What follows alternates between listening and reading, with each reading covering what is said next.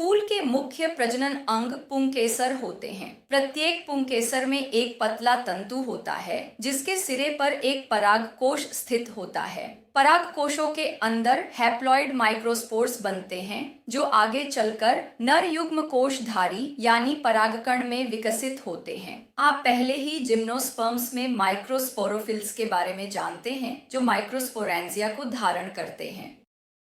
असल में पुंकेसर संशोधित माइक्रोस्पोरोफिल्स होते हैं जिनके माइक्रोस्पोरेंजिया को परागकोश एंथर्स कहा जाता है। फूल में उपस्थित सभी पुंकेसरों को सामूहिक रूप से एंड्रोइशियम कहा जाता है।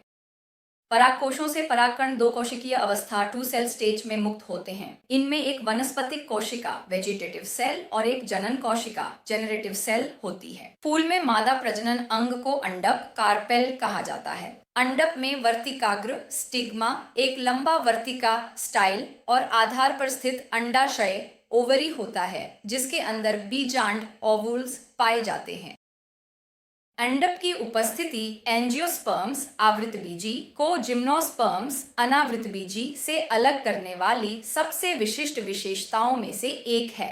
ऐसा माना जाता है कि अंडक का विकास एक छपट्टी मेगास्पोरोफिल के दोनों किनारों के आपस में जुड़ने से हुआ जिसमें बीजांड लगे होते हैं। इस प्रक्रिया के दौरान बीजांड घिर गए। अंडक या फूल का मादा प्रजनन भाग जीवाइनोइसियम कहलाता है। कभी कभी एक या एक से अधिक अंडक हो सकते हैं। इस फूल में केवल एक अंडक है। अंडाशय के अंदर आमतौर पर कई बीजांड देखे जा सकते हैं। यहाँ केवल एक बीजांड दिखाया गया है। आइए बीजांड की संरचना और इसके बीज में बदलने की प्रक्रिया को देखें। यदि आपने पहले ही जिम्नोस्पर्म्स पर व्याख्यान देखा है तो आपको इसे समझना आसान लगेगा क्योंकि यह कुछ हद तक जिम्नोस्पर्म्स के समान है, लेकिन फिर भी इसमें कुछ महत्वपूर्ण अंतर हैं। जैसा कि जिम्नोस्पर्म्स के मामले में होता है, न्यूसेलस की एक कोशिका मेगास्पोर मदर सेल में विभेदित हो जाती है। मेगास्पोर मदर सेल मियोसिस विभाजन से 4 हैप्लॉइड मेगास्पोर बनाती है। 4 हैप्लॉइड मेगास्पोर में से केवल एक ही क्रियाशील बनती है, अन्य नष्ट हो जाती हैं। क्रियाशील मेगास्पोर माइटोसिस विभाजन से एक मादा युग्मकोद्भिद फीमेल गैमेटोफाइट बनाती है। जिम्नोस्पर्म्स में इस मादा युग्मकोद्भिद को एंडोस्पर्म कहा जाता है, जबकि एंजियोस्पर्म्स में मादा युग्मकोद्भिद को भ्रूण थैली एम्ब्रियो सैक कहा जाता है, न कि एंडोस्पर्म। भ्रूण थैली एम्ब्रियो सैक में 3 कोशिकीय अंडाणु यंत्र एक अप्रेट्स होता है जिसमें एक अंडाणु कोशिका और 2 साइनर्जिड्स माइक्रोपाइलर छोर पर होते हैं। साथ ही विपरीत छोर पर 3 एंटीपोडल कोशिकाएं और बीच में 2 पोलर न्यूक्लियस होते हैं। दोनों पोलर न्यूक्लियस अंततः आपस में मिलकर एक द्विगुणित द्वितीयक न्यूक्लियस बनाते हैं। परागकण परागकोश से छूटने के बाद हवा, पानी, कीड़े या अन्य माध्यमों द्वारा अंडक के वर्तिकाग्र स्टिग्मा तक पहुंचाए जाते हैं। परागकणों का परागकोश से वर्तिकाग्र तक स्थानांतरण परागण पोलिनेशन कहलाता है। वर्तिकाग्र पर स्थित परागकण परागणलिकाएं बनाते हैं जो वर्तिकाग्र और शैली के ऊतकों के माध्यम से बढ़ती हैं और अंततः माइक्रोपाइल के रास्ते बीजांड ओव्यूले तक पहुंचती हैं। इस समय तक परागनली में आप ट्यूब न्यूक्लियस और 2 शुक्राणु देख सकते हैं।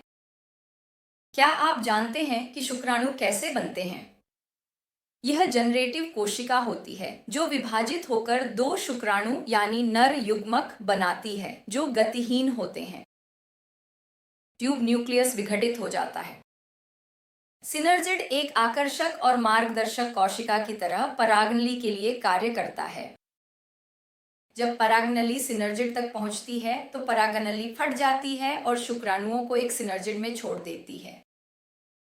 सिनर्जिड्स विघटित हो जाते हैं और उनमें से एक शुक्राणु अंडाणु तक पहुंचता है। शुक्राणु का नाभिक और अंडाणु का नाभिक मिलकर एक द्विगुणित युग्मज बनाते हैं। शुक्राणु और अंडाणु के नाभिक का यह संलयन निषेचन या सिंगैमी कहलाता है। तो जिम्नोस्पर्म्स की तरह एंजियोस्पर्म्स को भी निषेचन के लिए पानी की आवश्यकता नहीं होती। जिम्नोस्पर्म्स में हमने देखा कि दो शुक्राणुओं में से केवल एक शुक्राणु अंडाणु से मिलता है और दूसरा विघटित हो जाता है, जबकि एंजियोस्पर्म्स में एक शुक्राणु अंडाणु से मिलता है और दूसरा शुक्राणु द्विगुणित द्वितीयक नाभिक से मिलकर त्रिगुणित प्राथमिक एंडोस्पर्म नाभिक बनाता है। इसे ट्रिपल फ्यूजन कहा जाता है क्योंकि इसमें कुल 3 नाभिक शामिल होते हैं, 2 ध्रुवीय नाभिक और एक शुक्राणु नाभिक। इस प्रकार एक भ्रूण थैली में शुक्राणुओं द्वारा 2 संलयन होते हैं, एक सिंगैमी में यानी शुक्राणु का अंडाणु से संलयन और दूसरा ट्रिपल फ्यूजन में, और इसलिए इस घटना को डबल फर्टिलाइजेशन कहा जाता है। ये घटना केवल एंजियोस्पर्म्स में पाई जाती है। सिंगैमी और ट्रिपल फ्यूजन दोनों ही जीवित बीजों के निर्माण के लिए समान रूप से जिम्मेदार हैं, क्योंकि इनमें से किसी एक की अनुपस्थिति में ऐसे बीज बन सकते हैं जो जीवित नहीं रहते। एंटीपोडल कोशिकाओं का कार्य भ्रूण थैली के लिए पोषण प्रदान करना था और ये निषेचन के बाद विघटित हो जाएंगी। परागण और निषेचन के बीच का समय पौधे से पौधे में भिन्न होता है। आमतौर पर यह अवधि 12 से 48 घंटे के बीच होती है, लेकिन जिम्नोस्पर्म्स में, जैसा कि हमने पहले सीखा है, परागण और निषेचन के बीच का यह अंतराल 1 वर्ष से भी अधिक होता है। जायगोट भ्रूण में विकसित हो जाता है। प्राथमिक एंडोस्पर्म नाभिक एंडोस्पर्म में विकसित होता है, जो विकसित हो रहे भ्रूण को पोषण प्रदान करता है। इन घटनाओं के दौरान बीजांड बीज में और अंडाशय विभिन्न आकार और प्रकार के फलों में विकसित हो जाते हैं।